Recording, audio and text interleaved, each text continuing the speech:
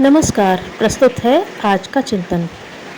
शिक्षा संदर्भ कुछ समय पहले तक एक ही दिशा में ले जाता था और सीधा साधा था। पढ़ाई का अर्थ था नौकरी। जब तक शिक्षा कम थी और शिक्षित नौकरों की सरकारी और गैर सरकारी संस्थानों में आवश्यकता बनी रहती थी, तब तक तो कोई बात नहीं थी। थोड़ी पढ़ाई का थोड़ा और बड़ी पढ़ाई का बड़ा लाभ मिलता रहता था। किंतु वो परिस्थितियों में जमीन आसमान जैसा अंतर आ गया है। जिस अनुपात से स्कूल कॉलेज खुल रहे हैं और उनमें से उत्तीर्ण होकर जितनी संख्या शिक्षितों की निकल रही है, इस हिसाब से न स्थान खाली हो रहे हैं और न नए बन रहे हैं। यही कारण है कि शिक्षितों की बेकारी चरम सीमा तक पहुंच रही है। काम न मिलने पर युवा और विकसित बुद्धि वाला व्यक्ति कुछ न कुछ खुराफात सोचता है। वह चैन से न बैठता है और न बैठने देता है। इस संभावित स्थिति का प्रत्येक अभिभावक और विद्यार्थी को पहले ही अनुमान लगा लेना चाहिए और विकल्प सोचने के लिए मस्तिष्क पर दबाव डालना चाहिए। दूसरे अनुभवी लोगों से इस संबंध में पूछताछ करनी चाहिए। शिक्षा में समय भी लगता है और पैसा भी। उठती उम्र में इसके लिए घर वाले भी सुविधा दे देते हैं, पर जब आयु बढ़ जाती है और नौकरी कहीं नहीं लगती, तब भारी निराशा होती है और साथ ही संपर्क क्षेत्र में भर्त्सना भी सहनी पड़ती है। अच्छा हो कि यह स्थिति ना आने ही न पाए। पहले से ही यह सोचना चाहिए कि नौकरी नहीं मिलेगी, तब जो काम करना पड़े उसे आरंभ से ही सीखना चाहिए। शिल्प व्यवसाय में भी अभी भी गुंजाइश है, भविष्य में भी रहेगी। अपना देश कृषि प्रधान है। इसमें खेती, पशुपालन, परिवहन के लिए अधिक अच्छी तरह काम करने की अभी भी गुंजाइश है और आगे भी रहेगी। पैतृक धंधा यदि समय के अनुरूप है तो उसे करके अभिभावकों का हाथ बटाया जा सकता है। उसमें उक्त तरीकों का समावेश करके अधिक लाभदायक बनाया जा सकता है। बच्चों की प्राथमिक शिक्षा तो अनिवार्य है। माध्यमिक शिक्षा को पूरी करने तक भी बच्चों की आयु इतनी नहीं हो पाती कि वे शिल्प व्यवसाय की बारीकियों को समझ सकें और मन लगाकर सतर्कतापूर्वक उनका अभ्यास कर सकें। किंतु माध्यमिक शिक्षा पूर्ण करने के उपरांत अपनी शारीरिक और मानसिक स्थिति ऐसी हो जाती है कि वे नौकरी न मिलने की दशा में वैकल्पिक कारोबार के संबंध में गंभीरतापूर्वक विचार कर सकें और स्थानीय परिस्थितियों के अनुरूप किसी सुलभ निष्कर्ष पर पहुंच सकें।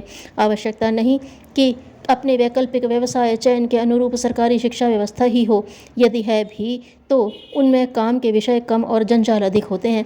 दूर भेजने पर खर्च भी बढ़ता है और संरक्षण के अभाव में कुसंग में पड़कर दुर्गुण सीख लेने का भी जोखिम रहता है। इसलिए उत्तम यही है कि किसी चलते कारोबार में इस तरह साथ लगा दिया जाए कि भले ही वेतन न मिले, पर उस कारोबार के संचालक जी खोलकर उतार चढ़ावों की शिक्षा देते रहें।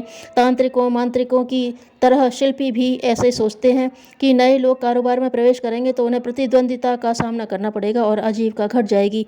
यदि कोई कारोबार बढ़ता है तो उसका उपयोग नए लोगों की समझ में आता है और प्रचलन बढ़ने में उसमें अभिवृद्धि ही होती है।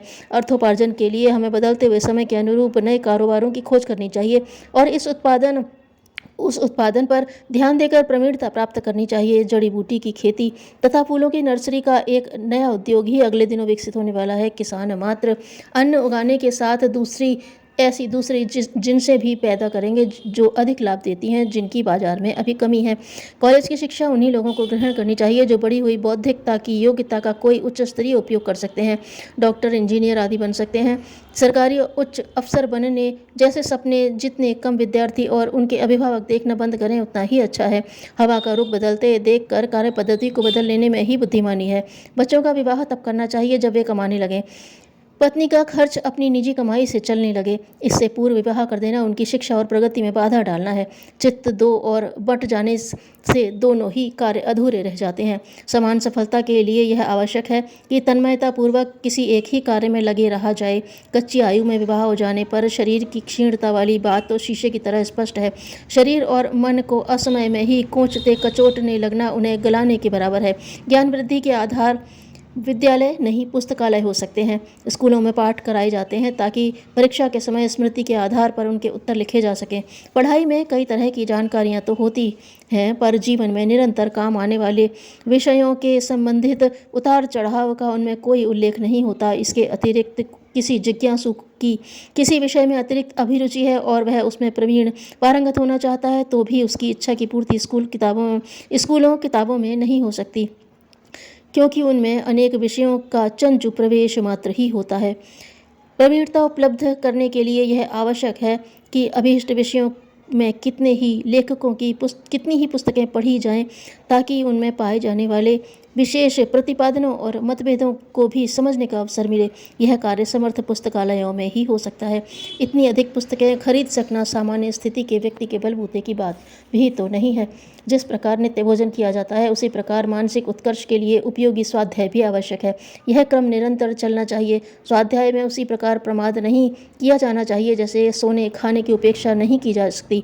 स्वाध्याय के लिए ऐसा साहित्य चुना जाना चाहिए जो उपयोगी जानकारियाँ देता हो और जीवन को आदर्शों और सत्प्रवृत्तियों की ओर घसीट ले जाता हो। विद्यालय गांव-गांव खुलने के लिए उत्साह पाया जाता है। इससे भी बढ़कर पुस्तकालयों पर ध्यान दिया जाना चाहिए जिनमें उपयोगी विषयों की चुनी हुई पुस्तकें हों।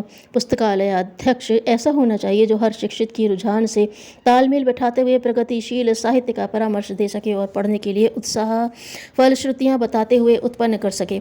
इस प्रयोजन की पूर्ति के लिए झोला पुस्तकालय या चल पुस्तकालय का स्वरूप अति उत्तम है, जिससे हर शिक्षित को घर बैठे उपयोगी साहित्य उपलब्ध करते रहने का निरंतर लाभ मिलता रहता है।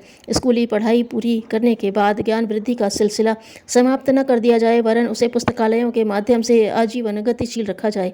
युवावस्था में यह उत्साह बढ़ी चढ़ी स्थिति में रहना चाहिए ताकि भावी जीवन के लिए समुचित मात्रा में उपयोगी ज्ञान संपदा संचित होती रह सके। ईश्वर का भय नहीं है, इसलिए मानव गिरावट का शिकार हुआ है। धन्यवाद।